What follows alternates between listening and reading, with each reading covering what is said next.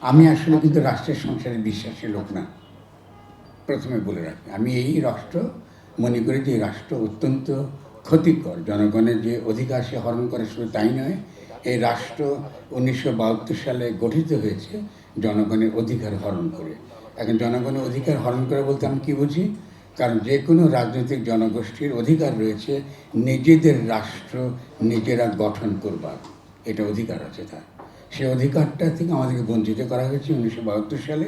কারণ যারা পাকিস্তানের সংবিধান প্রণয়নের জন্যে যারা ভোট দিয়েছিলেন, ভোট পেয়েছিলেন, তারাই এসে আমাদের এই বাংলাদেশের সংবিধান তারা লিখেছেন। আমি শুরু থেকে বিএনপির সম্পর্কে একটা কথা বলেছিলাম ছাত্রদেরকে বুঝিয়ে বলার জন্য, যে তারাই গণ-অভ্যুত্থান করতে পারতেন না যদি খালেদা জিয়া তার যে দৃঢ় আপসহীন যে অবস্থানটা ছিল, যে নির্বাচন করে ফ্যাসিস্ট শক্তি এবং ফ্যাসিস্ট রাষ্ট্রকে বৈধতা দেওয়া যাবে না।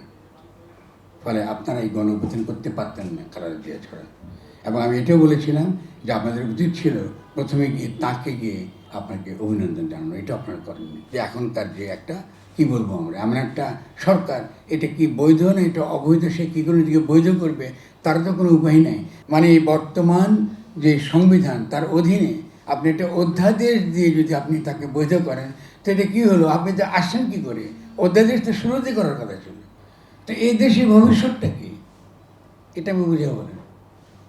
এই দেশে একটা যারা ক্ষমতায় গেছেন তারা জানেন না যে আইনের সঙ্গে রাজনীতির কী সম্পর্ক।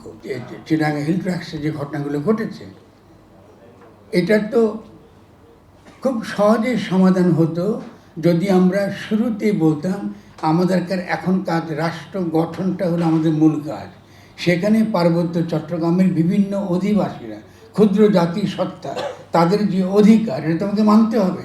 ওটা আমার রাষ্ট্রের মধ্যে অন্তর্গত, রাষ্ট্রের তো বাইরে না সে। আপনি ফেনী নদীর দিক থেকে ছোট্ট কিন্তু জায়গা, আপনি কিন্তু পুরো জায়গাটা কিন্তু বিচ্ছিন্ন করা খুব সহজ। এবং ভারত কিন্তু এগুলোতে নানাভাবে কিন্তু ইঙ্গিত দিচ্ছে আমাদের। ফলে আমরা তো বুঝতেই পারছি যে এর মধ্যে বাইরের উস্কানি আছে। এই সরকার ডক্টর ইউনূস ওই সিভিল সোসাইটিকে ডেকে গিয়ে কথা বলেছে। আপনি কি দেখেছেন চারিকাছে সমাজে এতগুলো লোক আছে কথা বলি, উনি ধরে পছন্দের লোক উনি বিভিন্ন কমিশনে বসিয়ে দিচ্ছেন। আপনার কমিশন করার অধিকার আপনাকে কে দিল? আপনার বৈধতা নিয়ে প্রশ্ন আছে, কমিশন কোথা থেকে করবেন? আপনি ওটাকে সলভ করেন। আমরা তো সমর্থন করতে রাজি এক পায়ে, আমরা তো এই সরকারের পক্ষের, আমরা তো ডেফিনেটলি শেখ হাসিনাকে এই ফ্যাসিস্ট শক্তি ফিরে আসতে চাই না। যে কোনো মূল্যে তাকে আমরা প্রতিহত করবো, এবং প্রতিহত করছে বলে আপনি এখনও টিকে আছেন। যেই দলই এই তরুণদের অভিপ্রায়টা, তাদের মধ্য দিয়ে জনগণের যে ইচ্ছাটা প্রকাশিত হয়েছে, যদি তারা এটাকে ধারণ করতে পারে তাহলে তো নতুন দলকার কোনো প্রয়োজন পড়ে না।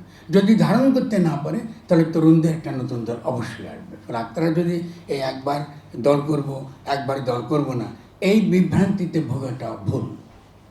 যদি দল করতে চান আপনারা অবশ্যই দল করবেন। কেন দল করবেন ওটা কিন্তু সঠিকভাবে আপনাদেরকে জনগণকে বোঝাতে হবে।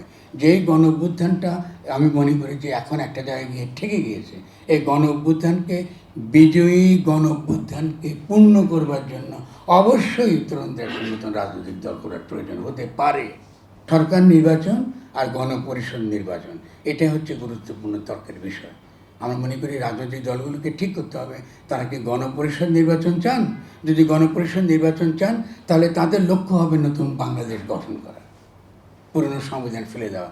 এই সরকার যদি আমাদের সেটা করতে ব্যর্থ হয় তাহলে রাজনৈতিক দলগুলোর উপর সে কর্তব্য করতে হবে। এটা তারা করবেন। তারা তরুণরা যেখানে ছেড়ে গেছেন সেখান থেকে তাদের সেই দায়টা কাঁধে নিয়ে তাদের উচিত হবে আগামী দিনে যে নতুন বাংলাদেশ গড়বার যে প্রত্যয়টা আমরা দেখেছি।